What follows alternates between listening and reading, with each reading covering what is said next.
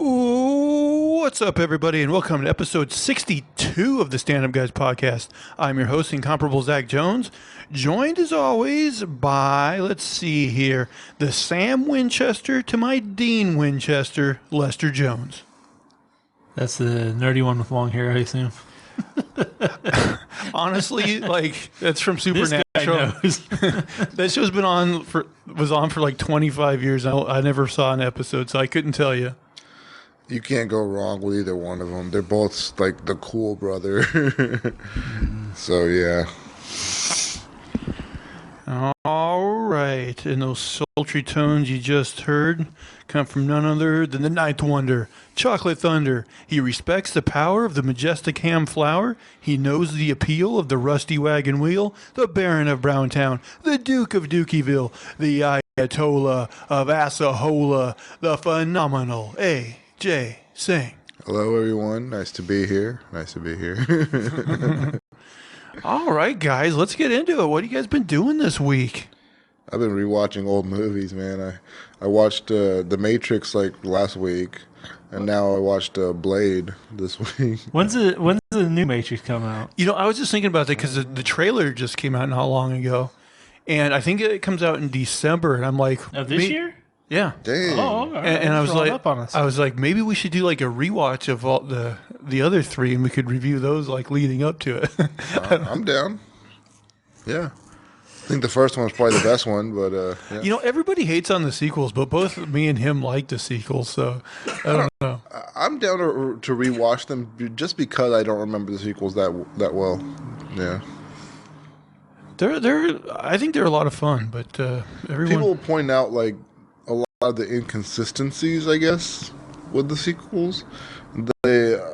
People complain about the guy in the white suit who like is running the whole show. What's the architect? The architect. Yeah. Oh. So I don't know. I mean, I thought it seemed like a pretty cool idea to me, but people had issues with it. I don't know. Yeah, I don't know if like. I mean, I'll agree. Like the first movie has like that, you know, core idea in it that was like so groundbreaking at the time, and it probably is the best of the three, but I do like the second one quite a bit. The third one, not as much, but I still find it satisfying overall. But yeah, I don't know. I think that's a solid trilogy, and like people just hate on them, on the sequels. I think the only part that didn't really mesh for me was that he was like, when he was out of the Matrix, somehow you still had the power to control the machines. Well, yeah, because they had that thing where, like, once he gets closer to, like, the source, yeah, he can tap into that power, and I guess at that point you're either along for the ride or you're not. Yeah, that's part of his Superman ability.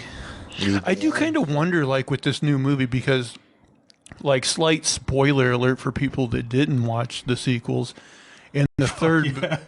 Sorry to fuck it over for you after like 20 years. Yeah. In the third movie, Neo and Trinity die. But the trailer to this movie, like, they're alive. So it's like, I'm wondering if... Neo doesn't die. Yeah, he dies. He dies. No, he doesn't. They show his lifeless body, like, being handled by the machines.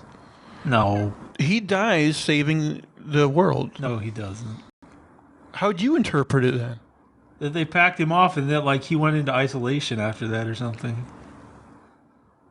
Like no. he didn't want to be part of anything for a while because Trinity just died. I'm telling you, they used him to kill Smith in the Matrix. Yeah, he killed the virus. Because Smith, basically he made a deal with the robots where he let Smith take over. Smith did kill him, then that would be fair. No, what they did is Smith infected him. Yeah. And then he allowed the machines to kill him, which caused a ripple effect that killed all the Smiths. I'll let you interpret what you see. Okay, maybe we see this could be interesting. That maybe we do need. So you think he's having like a Jesus Christ moment here? Exactly. Okay, I did not take him as being dead, but because at the end, doesn't the Oracle say something like, I forget what it was. It's something cryptic, like he wasn't gone. Well, there's something like Do you think we'll see him again one day? I think, and maybe Morpheus or someone. I don't remember. Says yes. The Oracle was talking to the little girl on the bench. Oh, okay. Oh, yeah, and she's okay. Yeah, that's what it was. But I just took that to mean like after we die, like maybe we will see him again. Maybe there's like a spirituality or something. Okay. Anyway. Well, now we have to do Yeah, now I have to watch it. Just be like, because I definitely interpret it as he died to save I definitely the world. did not. You guys know they didn't even offer to bring back Morgan, what's his name, Lawrence Fishburne. They didn't even offer him the role. They have like a younger version of him in the movie, I guess, who's, I don't know, like, yeah, he's like a younger version of him. It looks like just like him, but they didn't offer him the role. But depending on what the story is, it might not make sense to have him in there. Yeah, it's weird, like, because some people are upset that they didn't even bother to offer him the role, but maybe, like, their whole thing was, like, they had to go with a younger version of him because, like, that's what the story was. Yeah. Yeah, I don't know. I'll The definitely thing with reserve video judgment. stuff now is they can make you younger, though. Yeah, it's true, but that costs. yeah. It costs a lot, Yeah. and it If you're going to be a substantial character. to me it still doesn't look good enough to where they can really use it a lot. I thought, like, in Westworld, Anthony Hopkins looked pretty good. That probably, yeah, but money-wise, it probably cost a fortune. Yeah. They, Wait, when did they young him up in that? Because they had flashbacks where he was young. Oh, okay. I was like, for the most part, I just remember him being his old ass self. Sir, old ass self. Man, that first season of Westworld is really good. Yeah. Yeah. I could rewatch the first season, maybe. I didn't really bother to watch it after that, though. I watched, but it wasn't as good. Yeah. The second season definitely drags a lot and is kind of dull in spots. I did think the third season was better than the second season, but definitely not nearly as great as the first season. Well, the third one definitely changed the pace. It was a very different type of story. So, Yeah. I thought it was all right. Yeah, it definitely went in a very different direction than the other seasons. Okay. So you said you rewatched the first Matrix. What else did you rewatch? Blade. You know what? I've seen like small tidbits of Blade. I've never actually sat down and watched those movies though. Do you think it's worth it? Like, I know, don't the effects look pretty bad in the first movie? I mean, maybe the special effects look bad, but the movie as a whole looks cool, you know? Like, it's dark and, you know, it has like a certain look to it that you can appreciate, you know? I think all in all, like, what the movie was going for, it does well. Okay. I rewatched Highlander on YouTube not that long ago. That's another movie. That's I've one that you never gotta watch watched. it once, man. Never watched it. Those are like toy heads that just fall right off. No blood, no nothing. Highlander. Oh, they were going for so much in those movies, but they accomplished so little. Oh, it was super high concept. Yeah. The only thing I know about Highlander is that, you know, there can be only one line or whatever, but I don't know what a Highlander is. I don't know what a Highlander does. The thing was like the Highlanders, like it seemed like they were from all around the world or whatever. Yeah, but he was like the one who was an actual Highlander. Yeah. I guess that's why he had to win. So there's like this like basically competition between all the so-called Highlanders to see who can be only one. Is that what the deal is? Yeah, right. Sean Connery, he was like, I want to say he was like a French or Italian or something. And then who's that big guy who does the voice, Mr. Krabs? Oh, Clancy Brown. Right, he was like a barbarian, like maybe, I don't know, Nordic Viking. I don't know. He was like a caveman almost. But but yeah, I don't know. It was interesting. I've heard that the second one of those movies is one of those movies that a lot of people think is like so bad it's good. I might have seen parts of that. I'm not sure. Yeah, that movie is pretty bad. Like when you, it's just nothing but like really bad lightning effects and like people in old cars swinging swords. Those lightning effects were big in the 80s, man. Yeah, they were. Ghostbusters. I think Thor had them too. Thor. That was the big budget back in the day. That was like, but I was thinking about this recently. Like between like late '90s and early 2000s, there was a huge leap in special effects. It felt like, but like in '80s, like there was just one effect that they used like a whole lot. Oh my gosh! But yeah, like early 2000s, that's when you started seeing like Spider-Man movies and stuff like that. That's when the effects looked like they got pretty good. Yeah, it does seem like there was Avatar, a pretty big leap. Yeah, around that time. It's crazy. Yeah. No one's really equaled Avatar yet.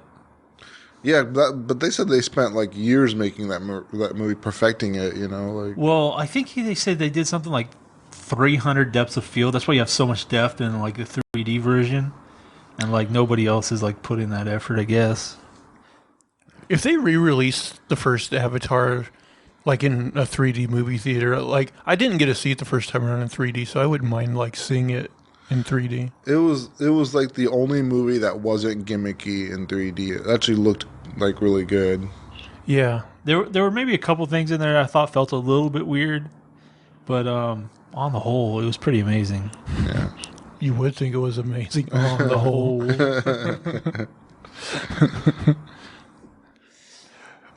Well, I got to say, I don't want to, claim that I'm a, internet influencer or anything, but I don't know if it was last week's show or maybe a couple shows back. I was talking about how I like that, Bananas for Bonanza or Bonanas for Bonanza podcast, and they should make more. Well, they announced they're going to make more episodes. So we got some good news, fellas. Oh, you got some More Bonanza coming on the way. some serious pull. Have you watched any Bonanza episodes yourself? No, I just listen to it because it's fun. It might be more entertaining if I did take the time to watch the episodes, but who's got that much time? Who's got that much? You listen to Jim Cornette for like 8 hours, like a day. Now, what I have been doing with my time this week is, of course, watching more Becker. Let's not get down your bad taste road here, because And by the way, if I made that Bonanza podcast come back, can a new season of Becker be far behind? Oh my gosh. Ted Danza riffing on Danza. Oh, you mixed dancing. up Tony Danza and Ted. How dare you? How yeah. dare you? That's interesting. That's an interesting one, Bray. Now, if they were in a show together, maybe the new season of Becker, Tony Danza could play a man. character. Maybe like an odd couple. Yeah, two old gay guys. They could just like double team on the blind black guy. And he won't see it coming. No, he won't. You won't see them coming.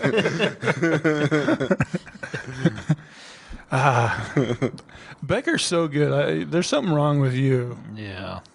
Same with Jim Cornette. I mean, Well, luckily you started working at home and you can just listen to that bullshit all day while I'm not around.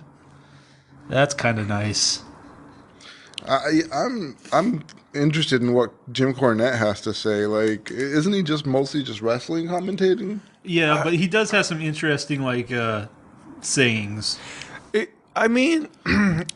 it's interesting because, like, if you know nothing about wrestling at all, like, I don't know how much he would appeal to you, but, like, he'll sometimes go on these rants about politics and just about, like, his day and stuff, and, like, it's fucking hilarious sometimes, man. But he does get like sponsors. I'll say he's a good salesman. Okay. Oh yeah, nobody does a what is it, the Manscaped.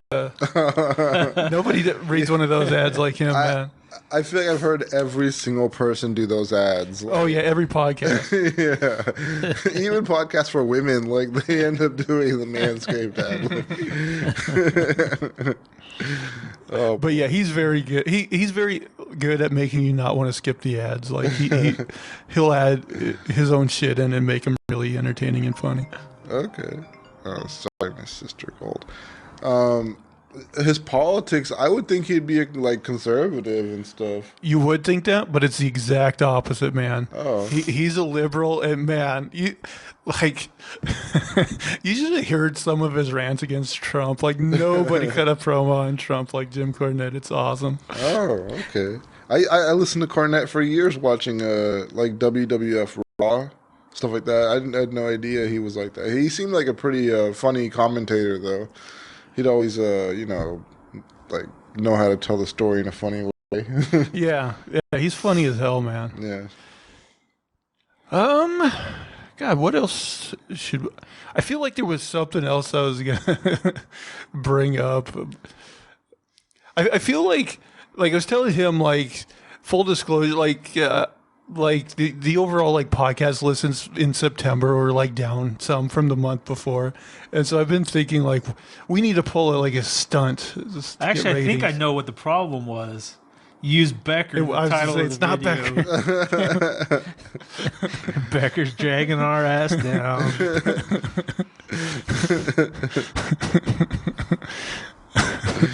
Did you really use Becker in the title? I did. I called it Becker Heads Unite. And that didn't excite the masses. Surprisingly, no. But maybe they thought it was a Glenn Beck thing. Oh yeah, that's true. Maybe we should pull a stunt where we all make dating profiles on like bad dating site. Like one of us could do like farmers only. One of us could be Christian Dibs mingle. on blacks only. Yeah, you know what? I always thought like this seems racist. Like black people be, but to like make it so they're not racist, they just say, well, it's for people that want to meet black people. You don't necessarily have to be black or whatever. Yeah. But I have a feeling that if my powdered sugar looking ass like I'm South African. If I made a profile on there, like I don't think I'd get a lot of hits, but. Everybody's got a niche, though. You'd be surprised. Like, if you're like, even if you're in a racist country, you're like the one black guy, you're going to find like a group of white women who want to hook up with you. Like, there's always that niche. Anything different is going to catch some eyeballs. Yeah. I got to say, I would like to be in a scenario, though, where like I was the exotic choice. If such a thing exists. I like to play. Well, you're in Portland. Just go dress yourself up as Glenn Beck. I was gonna say be really conservative. Somebody could like hate fuck you. You can punch me. It's okay. Like I'll fuck you, but it's gonna be a violent. You will have black eyes by the time we're done. Although you do see like, there are a lot of conservatives around here, though. Like, I seen a guy, like, driving, like, a couple weeks ago, and he had, like, the double American flags. Actually, I think he had, an American flag and maybe, like, a Confederate flag flying out of his truck.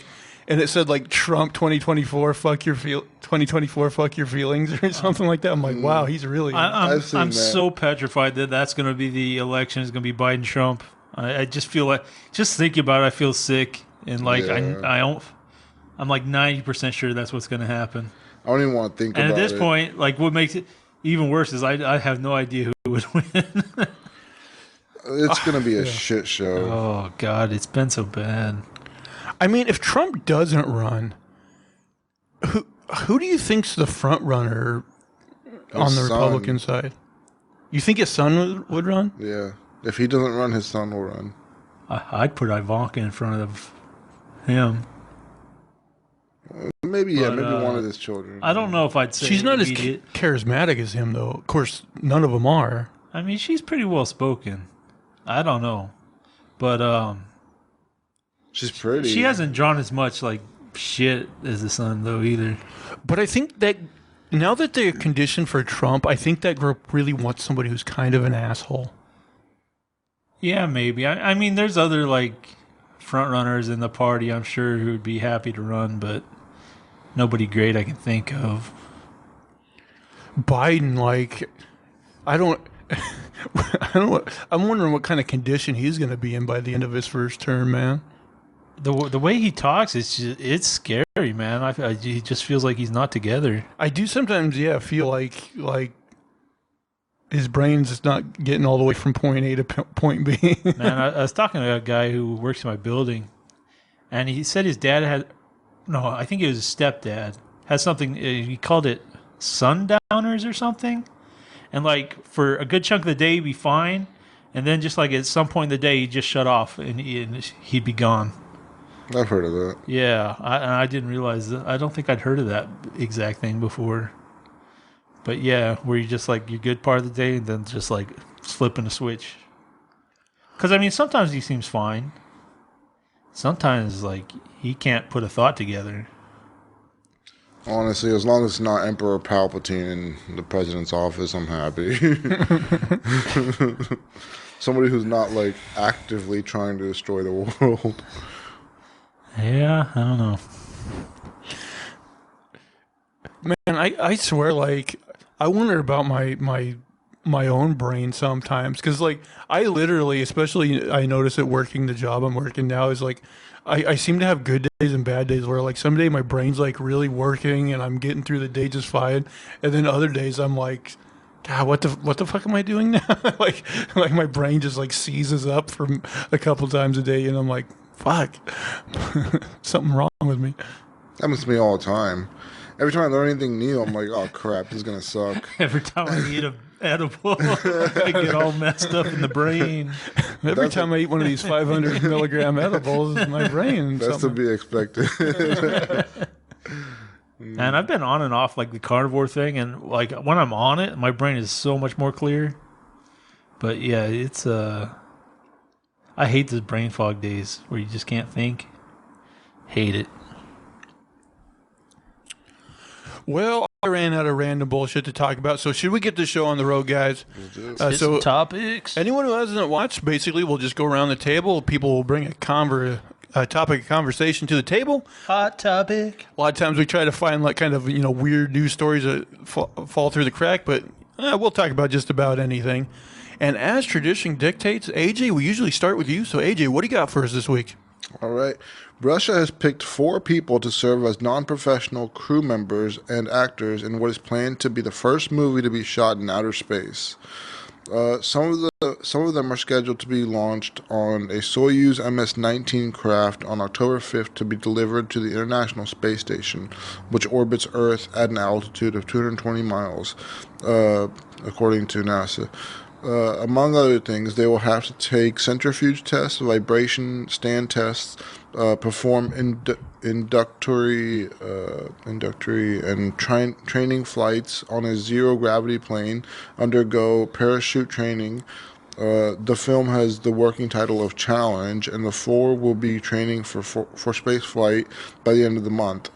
After a medical screening and as a cast for the drama, Russia has picked 36-year-old actor Yulia Perseld and actor and director Klim Shipenko, 37, to be included in the main crew.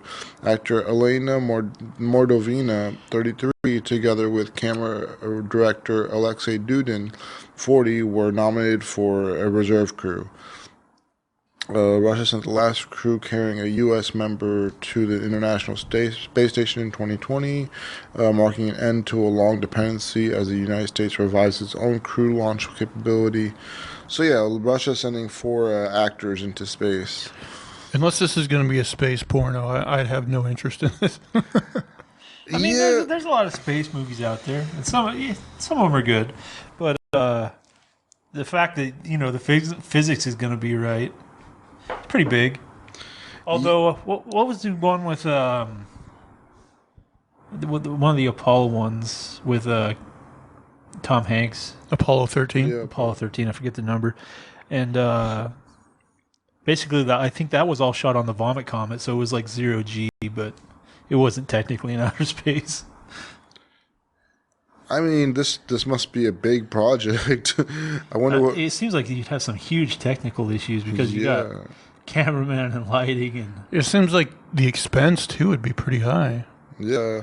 Well, I mean, I feel like they're driving costs down, but also like Elon Musk just sent like the civilians into space, so you don't want to get left behind. I mean, it could be cool, shooting a movie in actual space, but I don't know. Yeah, I wonder if it'll be worse to shoot the movie in space than actually shooting it on Earth and pretending to do it in space. Let's see what comes out, but I'm not too interested in seeing this movie, a Russian movie. I don't care. Yeah, I can't think of any Russian cinema that I've gotten. Yeah, I've never seen a Russian movie. It'd be funny if they got them all up there and then they're like the quality of that guy that plays in the room. They're like just really bad actors. Well, it does sound kind of like a stunt, so Yeah. it's hard to say how much to play into it. Unless they're going to be like, this is going to require 300 days of filming, and then they're just like, leave them. Well, it seems like a Because couple. that happened to that guy on the International Space Station, right? He was up there forever. Yeah.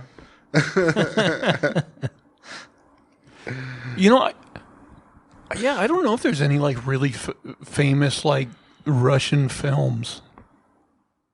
Yeah, I don't know. They got good books. But So oppressed. Yeah, they have a lot of great novelists. But yeah, I haven't heard of any films. I mean, there are like a few countries that have decent, film stuff. I think like Sweden and South Korea, Japan. Like, there's definitely some out there, but not Russia. I haven't really. The movie's going to be about them like spreading the good word of communism to like aliens.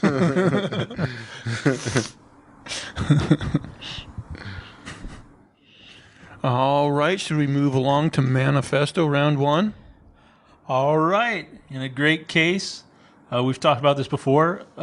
Brittany's dad was removed from her conservation ship. So great victory. And to show the court that they'd made a wise decision, she went on vacation and posted a bunch of nude photos. Which, is that something that her conservatorship would have stopped before? well, it's kind of I mean, if you go to court and they'd be like, "Oh, this is what she's doing." Yeah. Was she like showing like the birth control device being taken out? Oh yeah, the birth control thing. Well, I don't think the whole thing is ended yet, but yeah, she's got some nudes out. Well, good for us. Better late than never. Yeah, I know. She was like Too late. she was in her prime all that time, and now she's like what 40 or something. Yeah, she's like our age, 39, 40. I'll allow it, Trevor. Believe that. Back when there was like that rivalry, well, I don't know if a rivalry was a big word, but like there was that time when like her and Christina Aguilera were like the two biggest like pop stars. Who do you think was hotter between the two of them? Fat Jessica Simpson. I never found her very attractive. I don't know. When she got all thick. I like thickness, so I Wait, I've heard you guys say this. When you say thickness, what does that mean to you? What's the line between thickness and fat? There's a line. There's a line. Yeah, I've dated fat. I mean, hips and boobs, that's thickness. But like, if you got like a huge stomach, that's past the line. I mean, even the stomach, like if it fits into the body, that's one thing. But if it like hangs over and stuff like that, then it's not good. So it has to look nice. It has to fit together. I think my version of thickness is thicker than other people's version. Like voluptuous. What would you call like what's her name, Melissa McCarthy? Oh, she's fat. Although she's lost some weight, right? I think so. Yeah, I think she lost some weight. Give me an example of a celebrity that you think is a good example of being thick but not fat. Khloe Kardashian. Yeah, the Kardashians are pretty thick.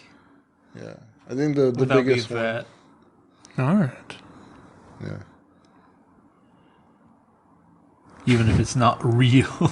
Yeah, that's all fake. Their bodies are not really like that. Even the young ones, like what's her name? Kendall Jenner. She's like a billionaire, right? I've heard that. I don't know if that's true or not. Probably. And I saw a picture of her when she was young too. Like she got work done right when she was growing up. She looks a lot different now. She looked much different when she was a kid. All They right. definitely like nailed the turning their kids into like sex Yeah, symbols. whoever that doctor is, I hope he's getting paid. Oh, I'm sure he is. Any more on that story? No. All right, let's see what we got here. A Danish artist creates conceptual artwork by pocketing $84,000 of museum cash. Jens Heining, 56, is a contemporary artist living and working in Copenhagen, Denmark. He's best known for his conceptual work tackling economic inequality and related power structures. Some of his most famous works include a 2007 piece titled An Average Danish Income, which featured Danish krone notes, I guess that's their money, fixed to a canvas. In 2011, he created a similarly titled follow-up piece about Austria, this time using euro bills. Kunsten Museum of Modern Art, located in Aalborg, northern Denmark, was interested in procuring recreations of Heining's two works for their Work It Out exhibition. The exhibit features artwork examining people and their relationship with their jobs. To reproduce the artworks, the museum sent 534,000 krone, nearly $84,000. On top of that, Heining received an artist's fee of close to $4,000. 2 days before the exhibition opened, the museum received a package from Heining. He had emailed the museum in advance telling them that he had provided them with a new work instead of the reproductions. Curious to see what the artist had created, the museum unwrapped the artworks. They discovered a piece titled Take the Money and Run, consisting of 2 empty canvases. But what about the money? Well, that's safely in Heining's pocket. The work is that 500,000 krone are missing, Heining told Danish published broadcaster DR. So let's get this straight. The artist pilfered $84,000 intended for artwork and sent the museum 2 empty canvas frames. Is this art or is it just, theft? The answer, of course, depends on who you're asking. Heining defends his stunt on a conceptual work of art. The work is that I have taken their money, he stated. Heining explained that he came up with Take the Money and Run as a protest against the compensation the museum offered him. He claims that the money he received wouldn't have been enough to recreate his previous works. Gluing money to a canvas. And This cost me 14 kroner and some glue. And he would have had to pay almost $4,000 out of his own pocket to complete them. The artist also didn't think that his works about an average income more than a decade ago were relevant to the exhibition.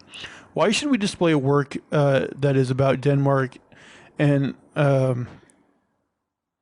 11 years ago, or one that is about Austria's relationship with a bank 14 years ago? Why shouldn't I create a piece about my own work situation, he asked. Heining added that his creations served as commentary on unfair work conditions on a larger scale. I encourage other people who have just as miserable working conditions as me to do the same, he said. If they are sitting on some shit job and not getting money and are actually being asked to give money to go to work, then take the box and plug off. It's a general call. All right, of course, the artist himself stands behind his work. But what about the museum? They can't be exactly thrilled about this, can they? Well, no, they're not. But the Kunsten Museum CEO, Lasse Andersen, does see the humor in the situation. I actually laughed as I saw it, Anderson told NPR as he recalled unpacking the blank canvases. Anderson even sees the artistic merit in Take the Money and Run. I will absolutely give it to Jens that a work has been created in its own right, which actually comments on the exhibition we have. The new work reminds us that we work for the money, he said. That said, And also don't pay until you receive it. yeah, exactly. That said, Anderson doesn't think Heining should be allowed to keep the money he took. According to him, the cash comes from a small fund intended for the museum's upkeep. We are not a wealthy museum. We have to think carefully about how we spend our funds, and we don't spend more than we can afford, explained Anderson. The contract Heining has with the museum also specifies that the money was handed out as a loan. The artist has until January 16th, 2022 to return it. I believe he will give it... Jeez. I believe he will give it to us. He is a well-regarded artist, but if we don't get it back, we will have to file charges against the artist," said Anderson. But Hanning himself claims that he has absolutely zero intention of paying the money back. "No, it's not theft, it's a breach of contract, and breach of contract is part of the work," he said. "If Hanning's stunt gets declared as an official artwork, then we might have some student loans that we need to turn into fine art." So, I mean, I'm kind of curious what those original artworks were, because yeah, it just sounds like he glued a bunch of money to a board, but maybe he did something a little more inventive than that. I don't really know. Modern art sucks, man. I've actually been to an exhibit that was like a bunch of blank canvases, like going down a hallway, and I was like, "This is garbage." This is so pretentious. It's just like, yeah, it's the Emperor's New Clothes. Nobody wants to say that it's just garbage. Yeah, at this point, like you can have a completely different strategy. You don't have to actually try to create art. You could just do something absurd and get away with it, you know? I mean, I know they had a legal contract with this guy, but it does seem risky. Just like, oh, we're going to hand this guy $84,000. Yeah, what was he? He was supposed to spend that on supplies or something? He was supposed to use it, well, probably a combination of supplies, and since his original pieces actually had money in the artwork, I think he was supposed to recreate it actually using the money. Oh, interesting. But, yeah, I don't know. Sounds pretty stupid. I mean, just the fact that they would trust him, though. I mean, I guess even if he gives it back, he can make a little bit of interest on it in the meantime. Yeah, I don't know. I assume he'll give it back. Up front, he just sounds kind of like a D-bag. He probably is. He probably is. It doesn't sound like he's going to give it back. He's going to try to keep it. Yeah, but when push comes to shove, I bet he gives it back. You can't exactly, take $84,000 and retire to the Canary Islands or whatever that one guy was going to do in your story the other week. But yeah, I found that a little interesting. But AJ, I'll send it back to you for story number 2. All right. If Lester can stop farting on me, I'll get through this next story. Yeah, I'm glad over here. It hasn't reached me yet. But The king of a West African tribe has returned to Canada to resume his job as a gardener in order to raise money to provide health care for his new subjects. Eric Manu became royalty when his 67-year-old uncle, Dat, passed away last year. After living in Canada for nearly 3 years with his wife and small son, he moved back to southern Ghana to take up his birthright. He said, "It's a huge experience. You have to embrace it with passion. It's something of my heritage, my culture, and traditions. But now the chief of the Akan tribe, located in the village of Adansi Adobo, number 2, has returned to the North American country and taken back his old job. Moving back to British Columbia, he has returned to landscaping and gardening in the town in a bid to raise cash for his 6,000-strong tribe." 6,000? That's a lot of people. That's a lot of fucking gardening. Yeah. Sometimes we go to the job site and they say, "You are the chief. I saw you on TV. Why are you doing this landscaping? This is humbleness, you understand. Anytime I'm in Canada, I'm proud to work for my boss." When he first moved, his boss, Susan Watson, started a foundation to the moon and back, which sent the young king off with a shipment full of school supplies, clothing, laptops, and medical supplies. The owner of the landscape consultants, she traveled to Ghana for the ceremony and said, "They're beautiful inside and out, and they have absolutely nothing. You come here, and most of us are miserable, and we want something more." The money Mr. Manu hopes to raise from his several months stay in Canada will be invested in improving health care with the aim of returning with another shipment of equipment. Miss Watson added, the whole village was quite poor. The clinic only has a midwife and a few nurses. There's no doctor on site. I mean, that's pretty commendable. Like, this guy's the chief of the tribe, and he's actually, like, rolling up his sleeves and trying to, like, provide for them. That's more than I can say for, like, politicians here, or in most countries anywhere. Yeah, it's interesting. It's hard to think that you would do enough to make a dent, but maybe. Yeah, I mean, it sounds like he's getting a lot of help from the lady he works for, but I mean, yeah, 60 people, one guy providing for them, that's a lot. Yeah, I just think, it's an amazing story of somebody who actually wants to take care of people and is putting forth the effort. You don't really see that these days. All right, should we dare to go to Manifesto round 2? All right, short one. So there's a theme park, roller coaster ride. They're going along, 90 miles an hour or whatever. The deer runs out, gets decapitated, sprays blood all over everybody. Nice. And yeah, that's pretty much it. Rock on. You said it was a roller coaster? Yeah. Where was this? You It said? says North Yorkshire, so who knows? Like Let's take UK that in. or something?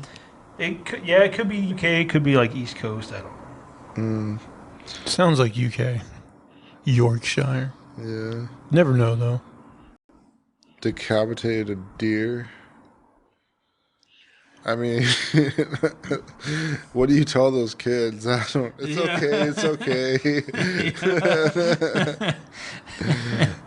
Remember, like, many years ago when Fabio was on a roller coaster and he got, like, hit with, like, a goose or a duck or something, like, right in his fucking face? I've seen other pictures since then where, like a woman got hit with, like, a duck or something. Like, apparently it happens. People die from that, man. Like, people hit birds up there and they die on those roller coasters. I mean, if you're going that fast and you did take one the wrong way, I guess I could see it. I've always wondered if someone's, like, thrown up going in, like, a loop-de-loop. Right? Oh, yeah, I'm sure. I'm sure people have just been, like, over the shoulder.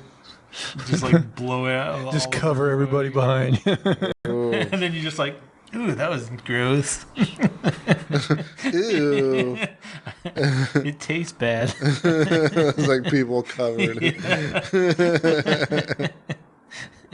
Sorry, guys. Does anyone have a Sprite?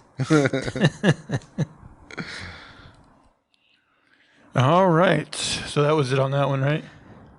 Yeah. Man, didn't you...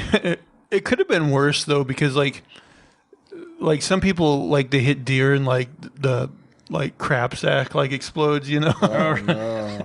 I had a friend who had this great story. He said, like, the deer, like got their head, like, on the headlight or whatever, and it, like, spun it around, and his ass hit the window, like, right next to the passenger seat next to him, and just, like, exploded shit all over. Nice. At least the window was up. Yeah. Well, didn't you say there was one by, like, our parents' house where someone hit the deer and, like, it went up and it came down, like, on a road, like, post or something and just got, like... That's what they said. Yeah, they said it got impaled on a... Yeah, it was, on like, a, impaled out there. on Like, a roadside. that's some, like, horror story shit. Yeah. You're driving down the road, you see that, you're like, oh, fucking turn around. That's to send a message to all the other deer. Yeah. Some Jeeper Creeper shit right there. Yeah. Well, like, my dad, he used to, like, for years and years, like, drove a long distance to work. It was like 81 miles one way, and he would just drive back and forth, like, constantly every day he worked. Well, like, one day he hit a rabbit, and he didn't realize until he got home that the rabbit, like, ended up, like, hung on his grill. Like, it was still there. Yeah, dragging it home. Was it Man, dead? he hit Oh, yeah. so many fucking deer on that road. So many. Oh, my God. I think he's definitely one of the only people who ever got his money back out of, like, the insurance company. Then you put railings on those roads if there's that many deer. I mean, there's railings and stuff. But Oh, there's tons of railings, but, yeah, I mean, they can jump those. Although it was also, like, that particular road's, like, very winding. Yeah. So, And yeah. he's already been working for all day and, like, trying to drive home. Yeah. Half asleep. Probably speeding and half asleep. All right. Well, this one's a little depressing, but mother and daughter kill adult film actress with butt implants. Oh, I think I heard this. Like, I saw this headline. Well, there's one headline we never thought we'd write, but here we are. The cops have arrested a California Californian mother-daughter duo for their connection to the death of 26-year-old adult actress Carissa Rajpal. Libya Dame, 51, and Alicia Galaz, God, I don't have to pronounce any of these, 23, have been charged with murder through butt implants. No, Adame and Galaz didn't beat Rajpal to death with silicone or anything, but they did horrendously botch her posterior augmentation operation. According to the LA Police Department, the two posed as professional cosmetic surgeons. In reality, neither of them probably had any idea what they were doing. Suspects Adame and Galaz are a mother and daughter team that performed these inherently unsafe FDA unapproved cosmetic butt augmentations, the LAPD said in a statement. LAPD Deputy Chief Alan Hamilton blasted Adame and Galaz further. They pass themselves off like they have skills or expertise to do surgeries on the human body, and that is not the case, he told KTLA5. These individuals have no medical training, they're not experienced, and they're putting people's lives at risk, he added for KABC. Man, and they have a picture of these two, and like, they both look like they've had some bad lip surgery. Oh, yeah, it looks like they went out and got revenge for... Yeah. Dang, the one on the right really looks like a gargoyle. That's when life fucks you over, and you're just like, I'm going to pass this on to the next person. Yeah. The how of the fatal butt lift reads like a horror story. According to the LPDA, I would think they mean LAPD, but maybe not. Adame and Galaz recruited their clients through Instagram. That's how they found Rajpal. The duo performed 2 illegal cosmetic surgeries on Rajpal in 2019 at a home in Encino. They said the third time's a charm, but this time it turned fatal. The cosmetic procedure involved injecting an uncontained liquid silicone substance directly into the buttocks to make the buttocks look fuller, the LAPD said. The consequence of injecting uncontained silicone into the body piss off. You know we're busy. is that it can enter the bloodstream and create embolisms, which can result in serious illness or death. And that's just what happened. Rajpal started experiencing complications during the operation. According to the LAPD, Adame and Galaz ran from the scene. They didn't tell paramedics what they had done to Rajpal, preventing them from applying proper procedures. As a result, the victim died in an emergency room with tending physicians unaware of the silicone injection, said the LAPD. Possibly the first part of it all is that Rajpal isn't the deadly duo's first patient. According to LAPD's Hamilton, Adame and Galaz may have illegally operated on dozens or even hundreds of victims. Getting accurate numbers on the scale of their operation is difficult. Instagram doesn't exactly keep tabs on everyone that hired them, and they took payments in cash only. However, investigators have found out that they had been carrying out operations since 2012. They charged nearly $14,000 for 3 unlicensed amateurish injection sessions.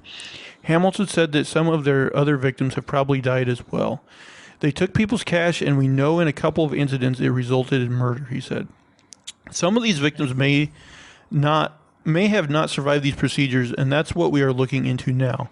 We're also seeking additional victims and relatives of victims who may have had loved ones disfigured or who passed away, added Hamilton. The LAPD is asking anyone with information on Adame and Galaz to get in touch. So if you know someone they operated on or are that someone yourself, give them a call.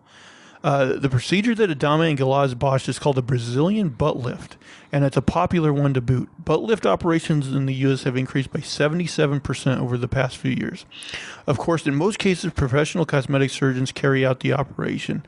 Those professionals are horrified by the Adame Galaz case. I was completely terrified. I mean, it's a nightmare come true, Surgeon Dr. A.J. Khalil said. It's unsafe, it's illegal, and these people are going to have to deal with the consequences. They killed a patient. The actual real deal Brazilian butt lift operation doesn't use silicone at all. Instead, it's a fat transfer operation where the surgeon removes fat from other parts of the body and injects it into the buttocks. The procedure is pretty pricey, though, costing patients anywhere between $8,000 and $16,000. Khalil lamented that the combination of high cost and popularity have driven people to the black market surgeons. It's done by individuals who aren't trained, who are injecting either silicone-grade stuff from Home Depot or Lowe's, any kind of compound, he said. So please, if you're dreaming of a fuller posterior, make sure your surgeon is licensed. Man, like you would think, like if you were someone who is willing to pay $14,000, that you would like make sure the person was legitimate. Yeah, I mean, it seems like just naturally you'd be terrified of anything other than Yeah. like someone's like the best of the best. Yeah, it seems crazy. Do you guys think like, because you know how like a lot of guys are like, you guys were like, oh, I like a woman with a thick, juicy ass. Do you think there's a lot of women that feel that way about men? Like, oh, I just want a guy that's got a big fat ass. I follow a guy on Twitter who posted pictures of his bubbly ass a lot. I seen videos on TikTok where this guy is like got 2 bodyguards protecting his butt. He's got like a big, juicy, like bubbly butt. I always thought it'd be got it, flaunt it, man. I always thought it'd be funny to do kind of like a Weird Al like parody of I like big butts, but make it about liking flat butts. I thought you were gonna say nuts. I like big nuts. South Park already did it. Have they? I mean, they made that episode Oh, about Buffalo Soldier. Yeah. Buffalo Soldier. That was pretty funny, yeah. All right, I guess we're back to AJ, man. We're moving along quick on this one. All right, this is my last topic, so let's make it count. It's a short one though. Drunk missing man joins in on his own search party. There's drunk, and then there's this guy. Search and rescue teams in Turkey were looking in the Bursa region for a man who was reported missing. Friends of Beyhan Mutlu and area residents joined in on the manhunt when another person soon linked up with the search party, the missing man himself. According to Turkish news channel NTV, once people started calling out Mutlu's name, he came forward and asked, "Who are we looking for? I'm here." It's unclear how the 50-year-old came across his own search party, how his friends were unaware their pal is in their midst, or just how wasted Mutlu was. But it's a happy ending regardless. For obvious reasons, authorities escorted Mutlu home. It's unknown what his condition was when he woke up the following day, or if he remembers the incident from the night before. So, yeah, short and sweet. The guy joined in on his own search party. Yeah, it's a good story. I guess. Like, I was drunk. I mean, it seems like a funny thing, you know. They're all searching for the guy, and they keep calling his name out. And he's like, It's like, oh, he has the same name as me. yeah, that's me.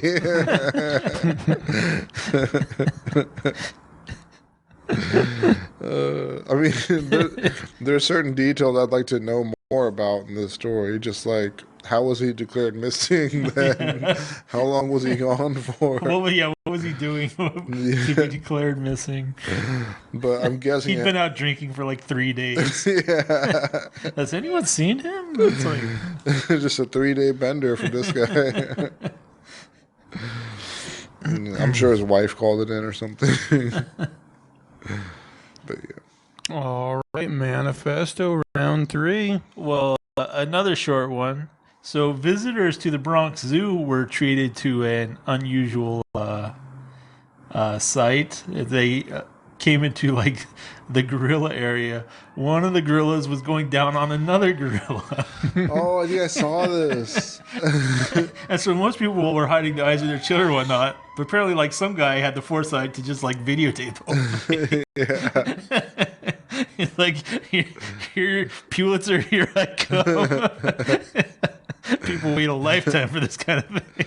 I saw 2 rhinos going at it at the zoo one time. Oh yeah, I think I was there, man. Like we Yeah. walk around there, like 2 rhinos, yeah, and it was just like, yeah. I turned around, I was like, yeah, come on, kids, let's keep going. Let's go see the hippos. They were going ham. Was this gorilla situation 2 males or? I didn't watch the video, and I don't know if it was the combination of gorillas, but 2 gorillas apparently. Yeah, it's hard to know with that. It would be hilarious if he was like eating pussy and like fingering, like getting all fancy with it. He's got skills. A bunch of like Christian people get all angry. The thing is, I'm wondering if they just like they learned it from people somewhere. Yeah. I figure there's a decent probability of that being the case. That woman who wanted to marry the griller or whatever is on the outside like, no, how could you? Yeah, that's right. Yeah. And she thought they loved her. Was it a chimp or a gorilla? It was something. I think maybe it was a chimp. Yeah. I don't know. Oh, I know one thing we could talk about. You and me were kind of talking before we started, but I'm curious of AJ's opinion. So I guess just today, Alex Jones was found guilty of, what was it, defamation? Yeah, so it was a defamation case about like some of the shit he said about Sandy Hook and saying it was staged and just like this crazy shit. But apparently, like he'd been ordered to turn over some documents, so there was some kind of like default ruling because the documentation hadn't been turned over to lawyers. So he was found guilty of that, and then it's like it's got to go to another thing where like I think where they determine like if he's gonna have to pay like monetary compensation or how much or something like that. Do you guys think he should? Because it's a weird thing because like what he did was like totally shitty, but to me this is like one of those things where like where does free speech meet something? But it never even got to that just because they violated the turning over the evidence or whatever. So is that what it's more about? Is just like a technical evidence type right, thing? he lost, yeah, because of that. I guess there was a ruling against him. Weird. So yeah, it was like a default ruling of defamation because that was the suit, something like that. But yeah, like I was saying, it's like this guy, like he seems like he has a legitimate like mental issue, and like if you're gonna hold people to those standards in those circumstances, that's a slippery slope. I think we've said this before though, but Alex Jones, no relation. I said if I ever got like a job around people, I was just gonna put on his podcast and tell people he was my uncle.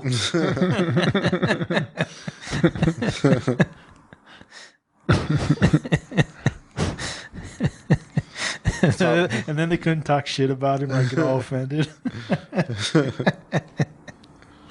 Do you guys think? I think he later kind of recanted this, like because I saw like an interview with him on Joe Rogan. But like, do you think at the time when he was saying that, you know, this was all a hoax, these children were all crisis actors, blah blah blah, do you think at the time he actually like believed that, like in his heart of hearts? I mean, the way he talks, he seems like he's always has very high conviction rates of the crazy shit he says. I think he just says whatever he needs to sell a story.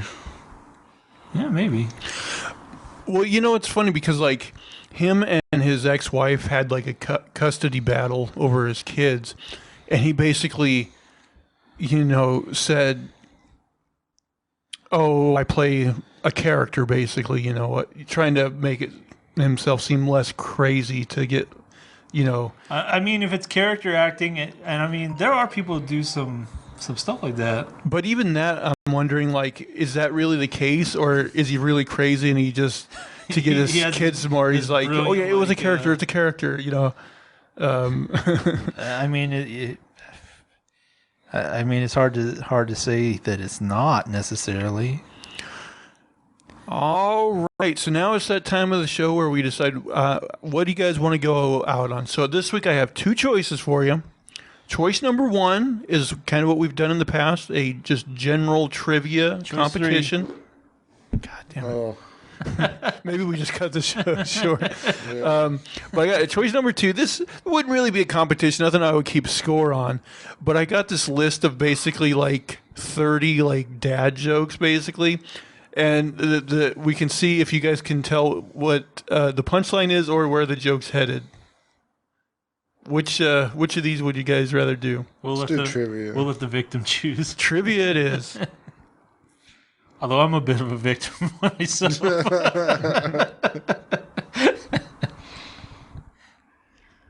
Let's see. Where did I put these? Oh, yeah. Now I'm going to skip a couple of these just because I noticed they were ones that I already asked in different. They were on like same questions on different lists, but so I noticed a couple of repeats that I'll skip. But I'll go ahead and ask you guys about 20 or so, and see where we get. Can Lester finally redeem himself? Okay. What is the rarest M&M color? Blue? Is there a blue? I think there's a blue, yeah. Brown. It is brown. That's the rarest? That is the rarest. Oh. Nobody wants brown. It's boring. Yeah, that's what I was thinking. Like, if you're gonna have a bunch of colors, brown is the least desirable. In what year were the first Air Jordan sneakers released? 1984? Oh my God, that is right. Wow. I was just gonna wait to see what you guess and like change it by a year. In a bingo game, which number is represented by the phrase two little ducks?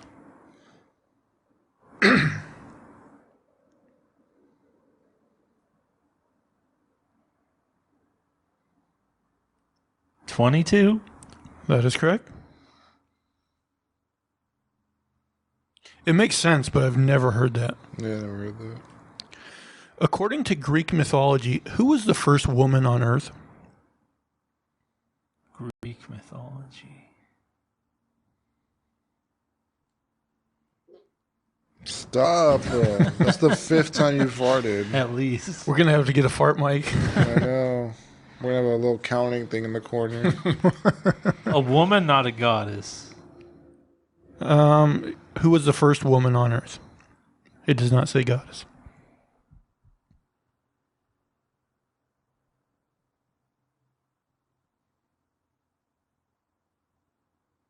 I don't know. You got a guess? According to Greek mythology? Greek mythology.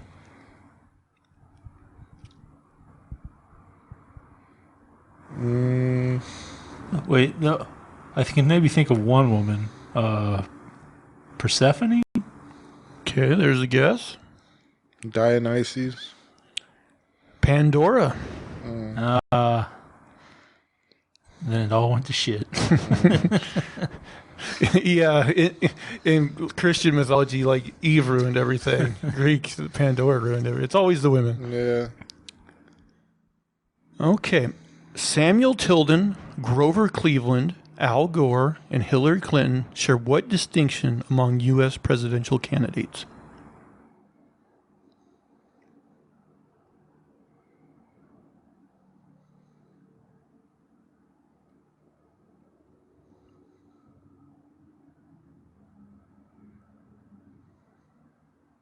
Read them one more time. Samuel Tilden, Grover Cleveland, Al Gore, and Hillary Clinton share what distinction among U.S. presidential candidates?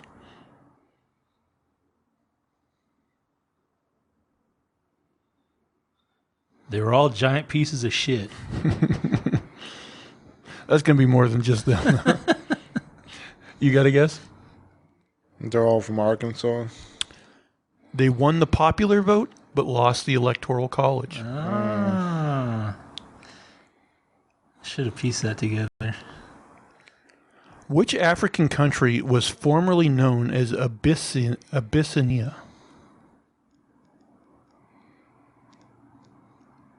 This is tough. Liberia.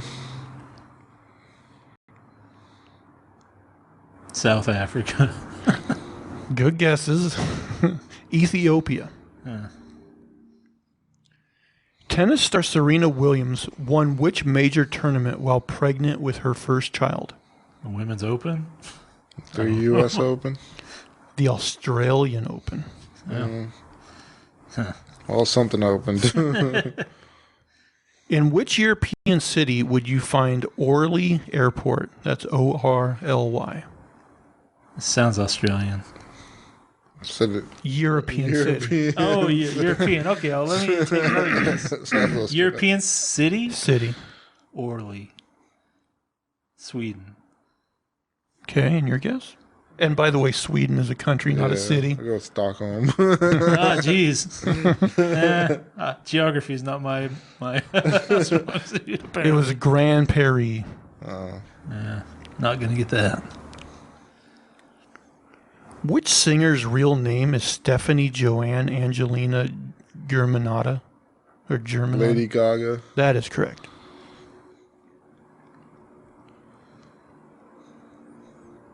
I can see why she went with Lady Gaga. The only known monotremes, monotremes, in the animal kingdom are the echidna and what other creature? Sorry. I don't think I recognized any of those words. Yeah, I'm probably mispronouncing. The only known monotremes in the animal kingdom are the echidna and which other creature?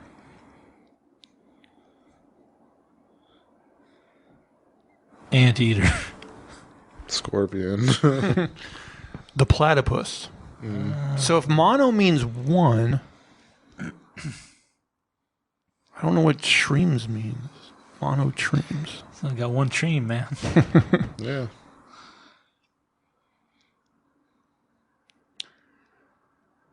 Kingston, Zuma, and Apollo are the sons of which American female pop star?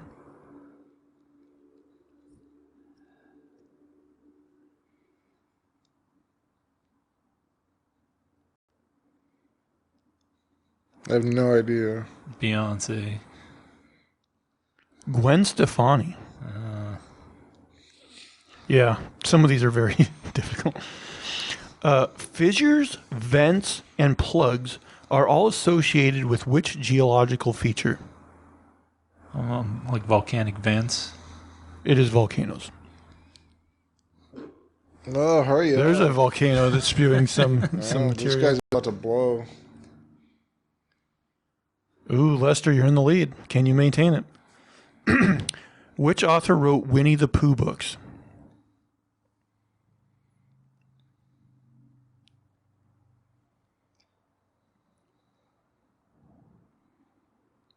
I vaguely think I'd know it if I heard it, but You got a guess? I totally forgot. wait. Is the last name Robin? Because it wasn't Christopher Robin based on his actual nephew or something. It's not. Okay, thought I'd check. It's A. Milne. It does vaguely familiar. Which Dutch artist painted Girl with a Pearl Earring? Van Gogh.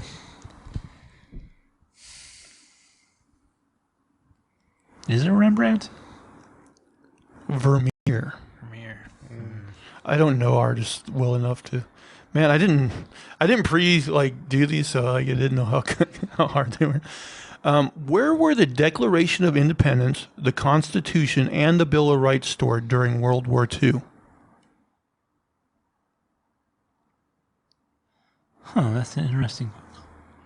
We're more treasure protectors. Fort Knox. Oh my God, that is correct. That's a good guess. And we got a tie ball game with 5 questions left. Which country consumes the most chocolate per capita? U.S. Mexico. Switzerland. You did say per capita, yeah. It's Switzerland. This one I'm not parsing out. You got to get both to get the point. Which 2 U.S. states don't observe daylight savings time? I know one of them.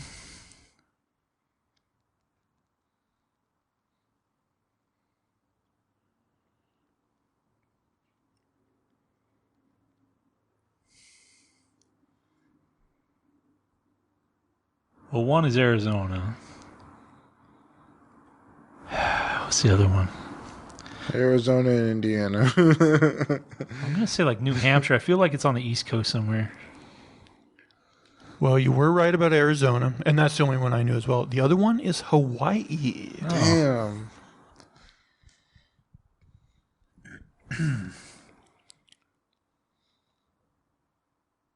Oh, I'm running into a few we've had before.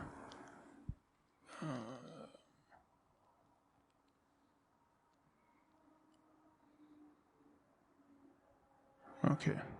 3 more, I believe. What is the tiny piece at the end of a shoelace called? Stem? Does it start with an A? I knew this one at one time, but I don't know if I would have pulled it out.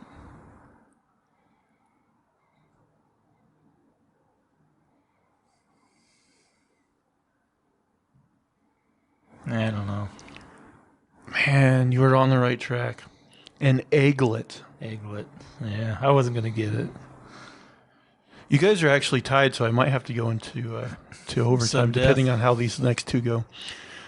In the United Kingdom, what is the day after Christmas known as? Boxing Day? That is correct. Uh-oh, AJ, you got to get this one to put it into sudden death. Which of Shakespeare's plays is the longest? Longest. Oh, Hamlet. Oh my God, that is correct. Oh, jeez. Sudden death, boys. Outside which New York building was John Lennon killed? Sears. I don't know that many buildings. Pretty sure the Sears Tower's in Chicago.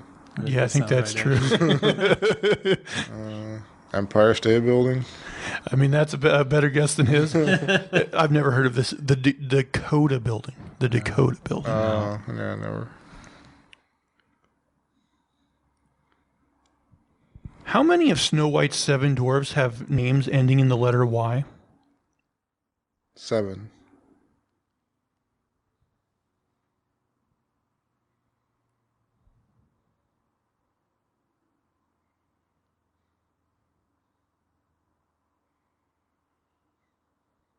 Five?